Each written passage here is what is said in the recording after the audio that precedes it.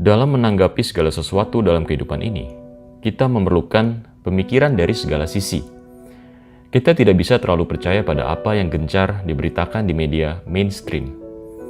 Karena seperti yang sudah-sudah, kita pasti tahu dan menyadari bahwa media mainstream mudah sekali untuk digunakan sebagai alat pengiringan opini secara massal. Sebelum melanjutkan, jangan lupa tekan tombol like untuk dapat membantu pertumbuhan channel ini. Dan juga tekan tombol subscribe serta bel notifikasi untuk selalu mendapat update video-video terbaru dari saya. Untuk memperoleh manfaat penuh dari video ini, Anda sangat dianjurkan untuk menonton video ini sampai selesai. Dari video ini saya akan membantu Anda semua untuk melihat fakta-fakta yang berkaitan dengan merebaknya wabah pandemik virus COVID-19. Tujuan dari video ini bukan untuk menyebar ketakutan, tetapi untuk menyadarkan kita agar tidak mudah tergiring informasi yang keliru.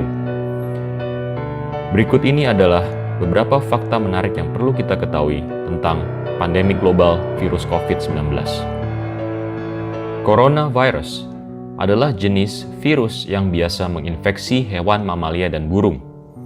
Human coronavirus atau coronavirus pada manusia pertama kali ditemukan pada akhir tahun 1960.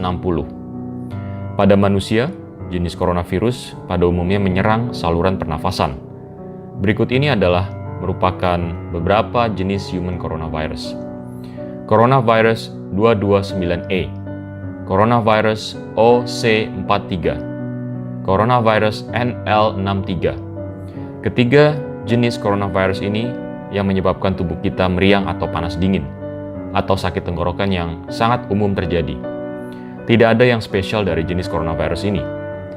Kemudian jenis coronavirus yang lebih berbahaya adalah MERS, kemudian SARS, di mana pada derajat ringan, kedua penyakit ini dapat menyebabkan demam, batuk, nyeri tenggorokan, masalah pada pencernaan, hidung tersumbat, tubuh yang merasa sangat lemas, sakit kepala, dan nyeri otot. Jika semakin berat, gejala ketiganya dapat menyerupai pneumonia, yaitu demam, batuk parah, kesulitan bernafas, dan nafas yang cepat. Kemudian jenis virus yang terbaru adalah SARS-CoV-2 atau yang disebut sebagai COVID-19, di mana jenis coronavirus ini memiliki karakteristik yang sangat mirip dengan MERS dan SARS, hanya jauh lebih ringan. Dan juga COVID-19 jarang disertai keluhan seperti pilek dan keluhan pencernaan seperti buang air besar, mencret, mual, dan muntah.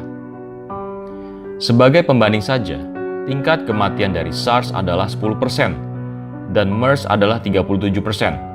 Sedangkan tingkat kematian COVID-19 sampai hari ini tingkat kematiannya hanya berkisar di angka 3,4%. Yang mana perlu kita ketahui, 99% dari korban meninggal ini memiliki setidaknya 1-3 penyakit bawaan.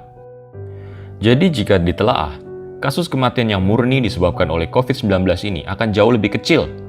Kemungkinan hanya di bawah 0,4%. Walaupun demikian, COVID-19 diklaim dapat menginfeksi lebih cepat dibanding SARS dan MERS.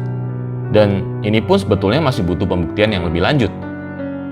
Fakta penting selanjutnya adalah jumlah kematian yang disebabkan oleh virus COVID-19 diklaim adalah pada negara Italia, yang dimana jumlahnya jauh melampaui jumlah kematian di China.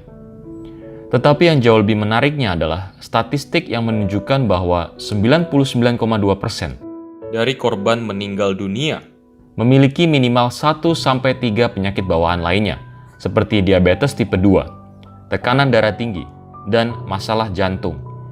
Ini artinya apa? Jumlah orang yang benar-benar murni meninggal karena COVID-19 tanpa penyakit bawaan, jumlahnya mungkin sangat-sangat sedikit sekali. Lebih menariknya lagi, rata-rata usia korban meninggal akibat wabah ini yang hampir di seluruh dunia adalah pada usia 80 tahun. Dan karena satu dan lain hal, mereka memiliki sistem imun tubuh yang lemah, di mana untuk mayoritas orang yang diklaim terpapar oleh virus ini bahkan tidak merasakan gejala apapun atau hanya sedikit batuk-batuk atau seperti gejala flu yang ringan. Bahkan gejalanya bagi mayoritas tidak separah influenza yang orang dalam usia muda pun bisa menjadi sangat lemah tidak berdaya jika kena virus influenza ini. Menurut data WHO, jumlah orang yang meninggal karena influenza di seluruh dunia adalah berkisar antara 290.000 sampai 650.000 jiwa per tahun. Dan ini terjadi setiap tahun secara konstan. Serta adanya kemungkinan di mana angka aktualnya jauh lebih besar dari yang tercatat. Tetapi apakah kita lalu panik akan hal ini? Akan adanya virus influenza? Tentu tidak.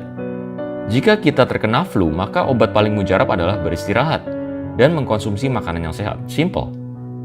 Jadi jelas pernyataan WHO tentang COVID-19 ini sepertinya melebih-lebihkan dan bersifat menyebar teror ketakutan. Tetapi walaupun faktanya demikian, Sekjen WHO, Tedros Adhanom, menekankan setiap negara untuk menerapkan status tanggap darurat, termasuk penerapan lockdown ketat untuk setiap negara yang sudah terjangkit dalam tanda kutip COVID-19 ini. Tekanan keras ini juga terjadi pada negara kita.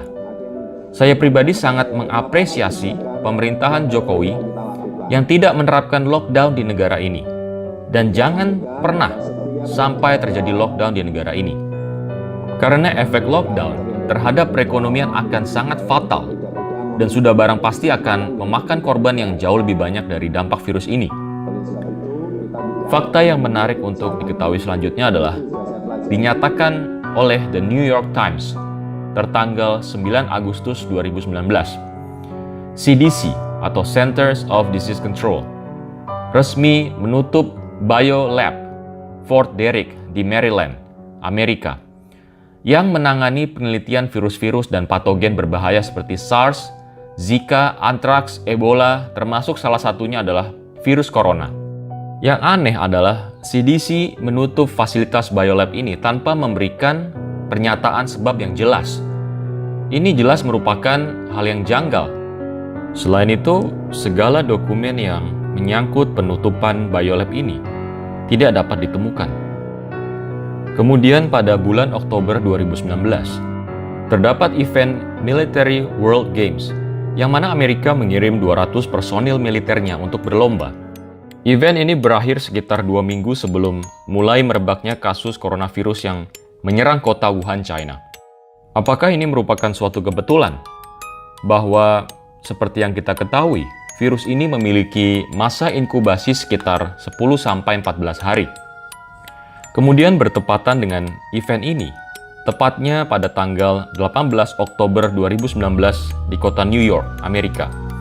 Berlangsung juga simulasi penanggulangan bencana wabah coronavirus yang disebut dengan Event 201. Event 201 ini mensimulasikan adanya bencana atau pandemi salah satu jenis coronavirus yang mendunia, memakan korban hingga 65 juta jiwa. Virus yang mewabah dinamakan 2019 nCoV, yang merupakan singkatan novel coronavirus. Tentu terdengar sangat mirip dengan penamaan virus yang saat ini sedang dibesar-besarkan, yaitu COVID-19. Tidak lama setelah itu juga, siaran Netflix, yang juga merupakan milik negara Amerika, merilis film dokumentari berjudul Pandemic pada tanggal 22 Januari 2020, di mana film dokumenter ini sudah mulai dibuat sejak tahun 2019. Film Pandemic ini menggambarkan situasi yang sangat mirip dengan yang terjadi pada saat ini, yaitu bencana virus yang menyebabkan keadaan lockdown, ras bahan-bahan pokok, dan lain sebagainya. Sungguh hal yang penuh kejanggalan. Fakta selanjutnya adalah sampai saat ini masih sangat sulit menentukan jenis tes yang akurat untuk menentukan apakah seseorang terkena virus COVID-19.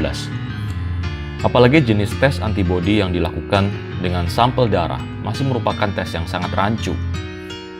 Banyak sekali permasalahan di balik tes kit ini yang tidak diberitakan di media massa.